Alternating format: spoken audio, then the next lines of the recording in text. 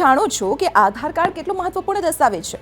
Bank ખાતું ખોલાવવું હોય કે કોઈ સરકારી યોજનાનો લાભ લેવો હોય કે પછી પીએફ એકાઉન્ટમાં કેવાયસી કરાવવું હોય, અનેક સરકારી કે પ્રાઇવેટ કામમાં તેની જરૂર પડતી હોય છે. હવે બીજી વાત કે આધાર કાર્ડ બનાવડાવતી વખતે કેટલીક બાબતોનું ધ્યાન રાખવું ખૂબ જ જરૂરી છે. જેમ કે આધાર કાર્ડમાં જન્મ તારીખ કે જેન્ડરની જ વાત કરી લો. જ્યારે પણ આધાર કાર્ડમાં આ બે વિગતો આપી રહ્યા હો ત્યારે ખૂબ જ કાળજી રાખજો, કારણ કે આધાર કાર્ડમાં જન્મ તારીખ અને જેન્ડર અપડેટ કરવાની માત્ર એક જ વખત તક આપવામાં આવે છે. એટલે કે જો તમે પહેલીવાર આધાર કાર્ડ બનાવડાવી રહ્યા છો અને તેમાં જન્મ તારીખ કે જેન્ડરમાં કોઈ ખોટી માહિતી દાખલ કરી દીધી કે કોઈ ભૂલ રહી ગઈ તો તેને તમે માત્ર એક જ વાર અપડેટ કરાવી શકશો.